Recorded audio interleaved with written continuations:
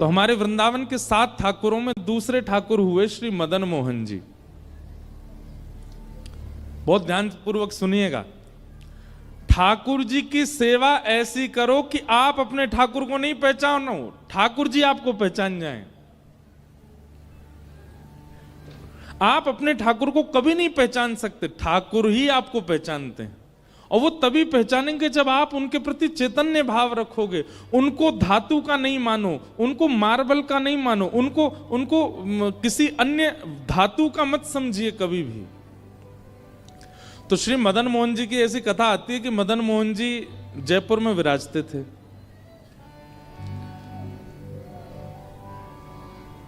और वहां के राजा जो थे उनकी बेटी मदन मोहन जी की सेवा करती थी। तो पुत्री का जब विवाह निश्चित हुआ, बहुत ध्यानपूर्वक सुनिएगा, पुत्री का जब विवाह निश्चित हुआ तो बेटी ने अपने पिता से कहा, बोले पिताजी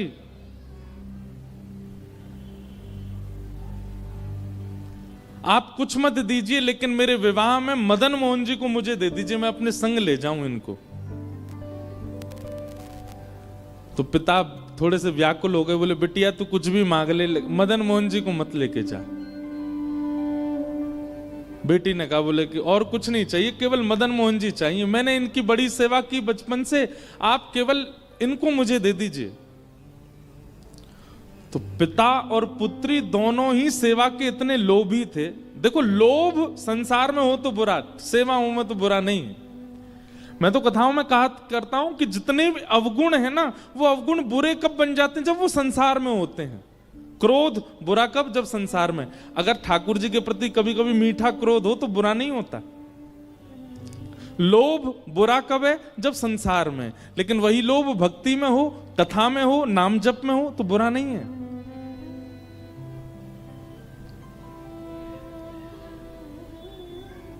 जितने भी दोष हैं वो संसार के प्रति जब होते हैं तभी बुरे हो जाते हैं, तभी पाप के भागी बनाते हैं। पर भक्ति में हो तो वही भगवत प्राप्ति करा देते हैं। तो जयपुर के राजा अपनी बेटी से कहने लगे, तू जो मांगेगी सो दूंगा, मदन मोहन जी को मत मांग। तो पुत्री ने कहा, पिताजी आपके घर में पहले से ही गोविंद देव जी की सेवा है, मदन मोहन जी की सेवा है, एक ठाकुर की आप कर ही रहे हैं, एक मुझे दे दीजिए। पिता बोले, नहीं नहीं नहीं, तू जो मांगेगी दूंगा, लेकिन मदन मोहन जी नहीं दूंगा। बेटी भी बोली, मैं भी केवल मदन मोहन जी को ही चाहती हूं और कुछ नहीं चाहती।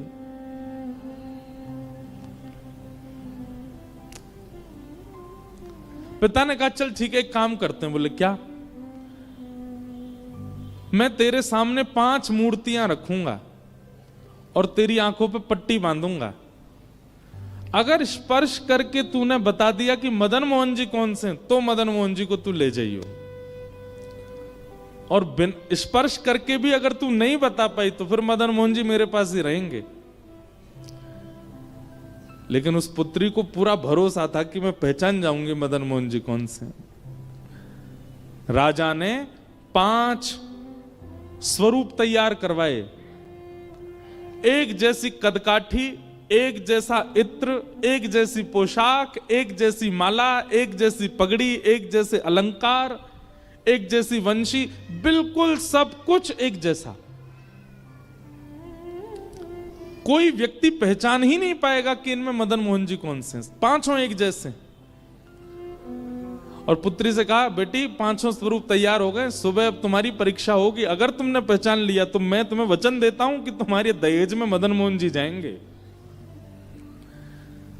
रात भर पुत्री बेचारी बड़ी परेशान, बोले कि कहीं मैं हार ना जाऊं, कहीं मैं चूक ना जाऊं, कहीं ऐसा ना हो कि मदन मोहन जी रह जाएं।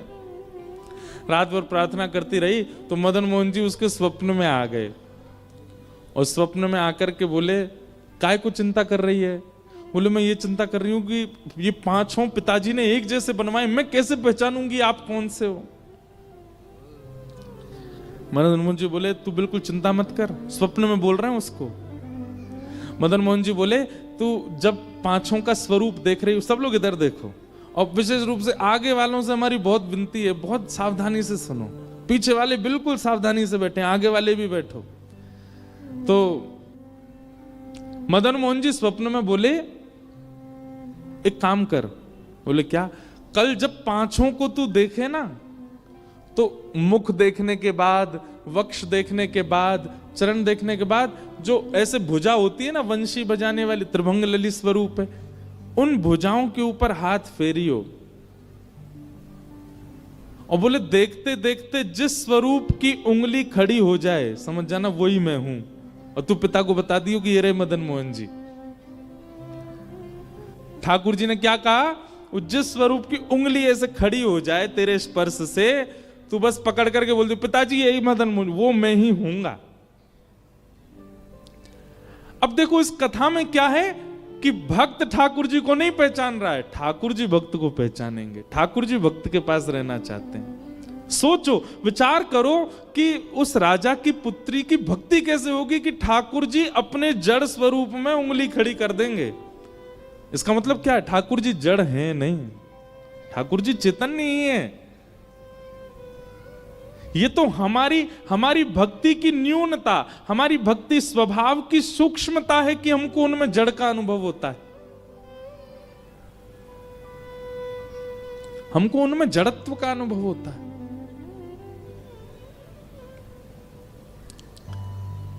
दूसरे दिन सब लोग ऐसे ही बैठे थे, पूरी भीड़, और 5 स्वरूप मंच पर रखे गए और पुत्री की आंख में पहले रुई लगा दी, फिर पट्टियां बांधी, बिल्कुल कहीं से दिख ना जाए। और ऐसी स्थिति में उसको ले गए मंच पर, जाओ चलो ढूंढो कौन से हैं ठाकुर जी। पहले स्वरूप को देखे, रूप एक जैसा, हाथ एक जैसे, पैर सब कुछ एक जैसा। स्पर्श करते करते जैसी उसने वास्तविक मदन मोहन जी को छुआ, सोई मदन मोहन जी ने अपनी उंगली उठा दी और जैसी उंगली का स्पर्श किया, उसने कहा पिताजी ये हैं मदन मोहन लाल जी।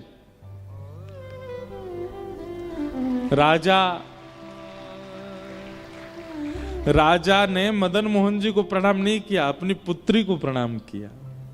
बोले बेटी तूने नहीं पहचाना है, उन्होंने पहचाना है तुझे। तेरा स्पर्श होते ही मैंने देख लिया था कि उन्होंने अपनी उंगली हिलाई थी, अपनी उंगली खड़ी की थी। इसका मतलब तू नहीं ले जाना चाहती है उनको, वो जाना चाहते हैं तेरे साथ में। तू ले जाना चाहती तो मैं नहीं देता, लेकिन वो जाना चाहते हैं इसलिए मैं नहीं रोकूंगा। और अपनी पुत्री का विवाह करके एक पालकी में पुत्री बैठ करके गई और दूसरे रथ में महाराज दहेज में ठाकुर जी मदन मोहन जी कहां गए? करौली, राजस्थान। राजस्थान में करौली, जहां आज भी मदन मोहन जी विराजते। ठाकुर जी दहेज में आए।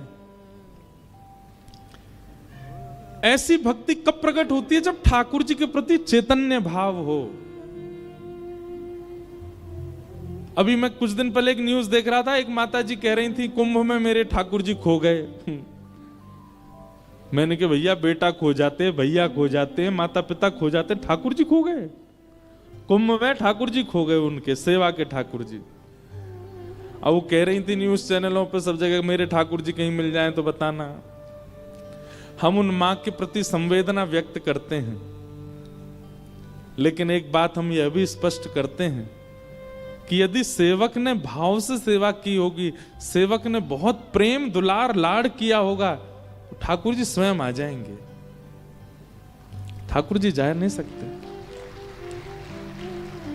हमारी बात को आप कहीं लिख लीजिएगा, ठाकुर जी जड़ इसलिए हैं, मुझे और आपको चुनौती दे रहे हैं ठाकुर जी। बोले तेरी भक्ति में सामर्थ हो, तुझ में सामर्थ हो, तो तू मुझे चैतन्य बना के दिखा।